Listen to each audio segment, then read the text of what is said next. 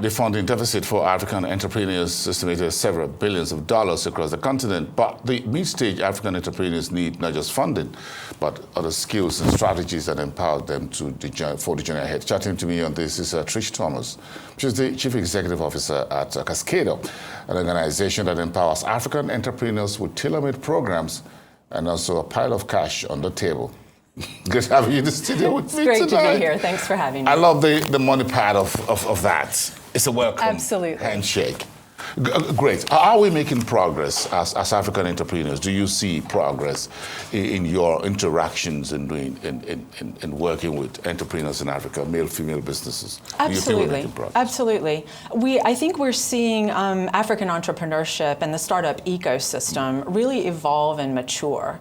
And with that, of course, comes capital needs, but also the needs for some of the soft things you were mentioning, mentorship, education, and connections that really help their businesses thrive. At Cascada, we're trying to combine all of those elements holistically and really create a platform that's a launch pad for scale. What do you consider as the major obstacles to growth and success of entrepreneurs in Africa? Well, you know, everyone thinks capital solves everything, right? I think so too. We talked about that, and money is important, and we're very happy to push several $1 million into the African economy to our Cascada cohort members tomorrow night, actually. But we really do see that there are some basic skills, the ability to hire great talent, obviously, to bring in people that can take a company to the next level. And also mentorship and connections. The entrepreneurial journey is hard, as you know well. And so some of it is really about confidence building, advisory support, the ability to build in governance and create great boards. And also to operationally understand how to take a business forward, expand geographically, expand products and services successfully. So are you surprised at how the environment could be tough doing business in Africa at the entrepreneurial level and the ability to survive sometimes very tough policy and actions, reforms across the continent, across 54 countries we were talking about. So you've got different nuances across. Absolutely. Yes. So what are you learning across the regions, as it were? Yeah, there are some things that I think jump out at us, differences from the business economic environment we're operating in the U.S., for instance. But what we really see in Africa, we have inflationary pressures right now that are making it very difficult for businesses to continue to moderate their pricing and turn a profit. We're also seeing that there's been an exodus of VC capital, that was flooding into the continent, say, 5 years ago. Yes. There's currency exchange pressures that are also hitting companies.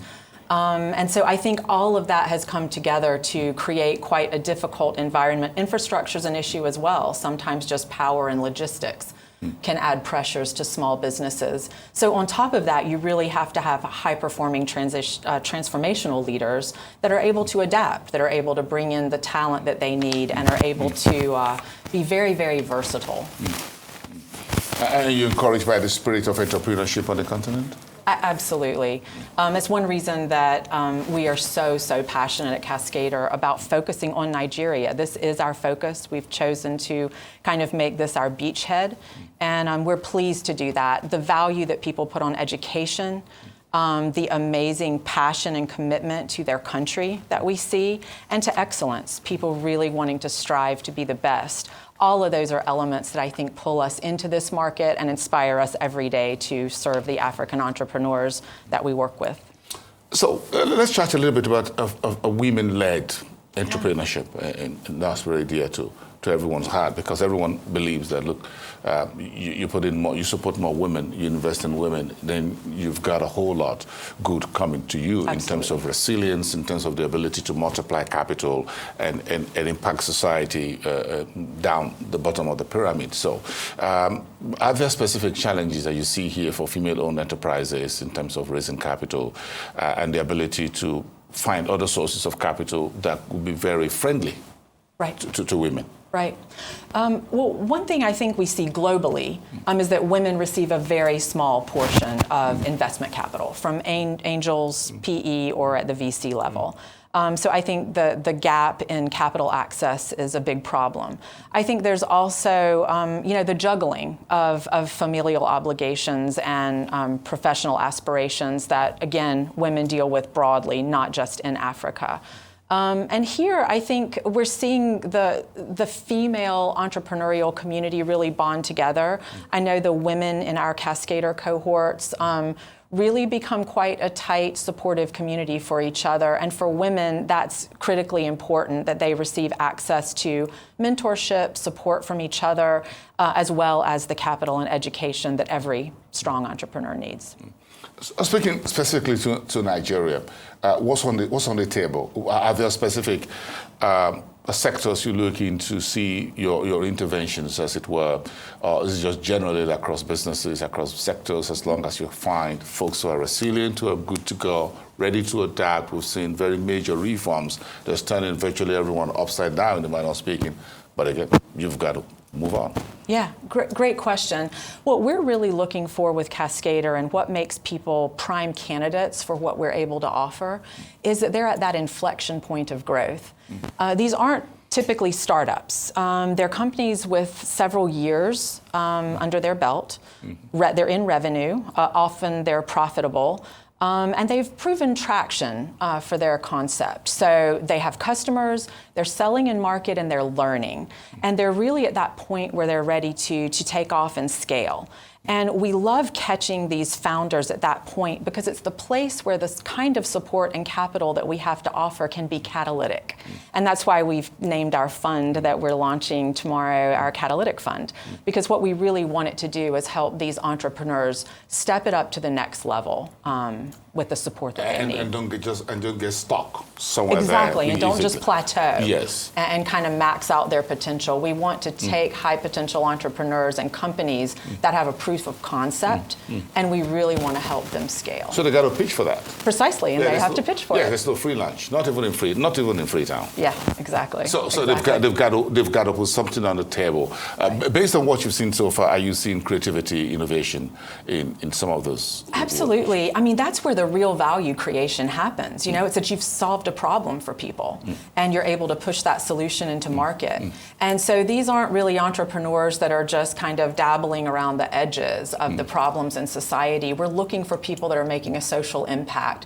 What they're doing is going to create jobs. It's going to upskill people. They're going to solve problems in agriculture or healthcare or sectors that really need attention in Nigeria and Africa more broadly. And so those are always companies that are on our radar, along with the core business fundamentals criteria I was talking about earlier. Okay. But aside Nigeria, where are you stepping into next?